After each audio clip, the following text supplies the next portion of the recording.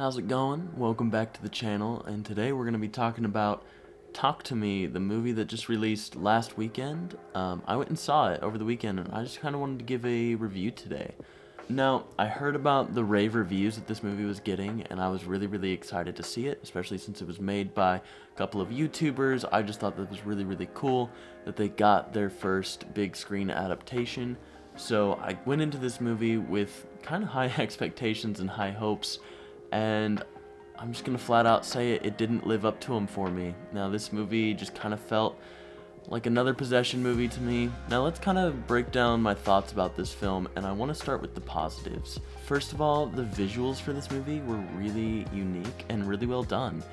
The practical effects were honestly amazing. There were two scenes in this movie where the visual effects really stuck with me. One of them was really gory, and the other one was just really creepy and involves a little girl. So if you've seen the movie, you know what I'm talking about. Those two scenes really stuck with me even after the movie. I think that they were really well executed, and I loved the vision for what the directors were going for. And while the scenes were gross, it wasn't necessarily gross out horror just to be gross out horror. I really appreciated that about this film. Too often now it feels like horror directors just kind of throw in a really gross scene just to gross the audience out, and there's no substance to it really. The gross scenes in this movie really fit with the story and actually kind of drove it forward. They moved with the plot, and that was really important and really well done. So props to the directors for the visual aspects of the movie. They were fantastic. Now, this movie largely deals with the theme of grief, and unlike another spooky movie out in theaters right now, this one does it really well. There's actually some depth to the main character and how she's handling this certain situation that has to do with grief, and I really appreciated that, and it did stand out to me specifically because I went and saw Haunted Mansion beforehand, which doesn't handle it quite as well.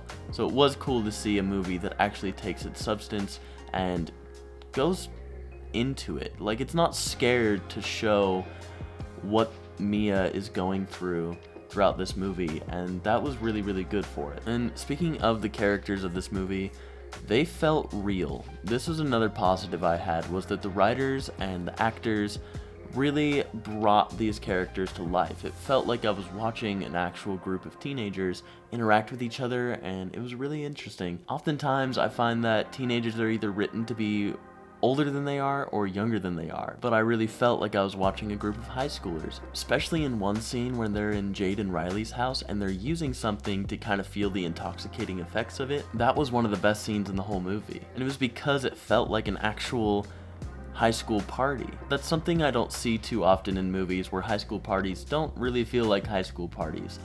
This one pulled it off really well. So I was really impressed with that. Another positive I have about this movie is that it didn't overstay its welcome. It was about an hour and 35 minutes, and that's exactly the runtime it needed to be. It's a very simple premise. It's teenagers playing with something to invoke a sort of demonic possession, and that's something that we've seen on screen so many times that if it ran for 2 or 2.5 hours, it would have felt like, oh my god, am I really watching another demon possession movie go way longer than it needs to? So I'm really glad that it was only an hour and 35 minutes. But that's going to be about it for the positives. Let's move on to the negatives I had about this film. First of all, I feel like it gets way too much credit for being extremely original. We haven't seen these exact means to bring spirit possession into our world be used before in a demon possession movie, but just because the medium changed of bringing these spirits into our world doesn't mean that the stakes necessarily did. The stakes felt very low the entire movie for me. I just wasn't all that captivated by what happens when somebody does become possessed by a spirit in limbo. But I have to admit that part of my negative view of this movie does come from the fact that I don't really like possession movies all that much. I think they've been done way too many times, and there's nothing special enough that I have seen or can think of that would make a demon possession or a spirit possession movie better than, say, the 1973 or 74 Exorcist. Possession movies are just all too similar, and this movie did not change my mind at all about that. Another gripe I have is that the characters aren't completely likable, and not that characters always have to be likable. I just didn't find myself caring enough about these people on the screen, especially the main character, where something happens near the end of the movie that would usually make you feel pretty bad about what you just saw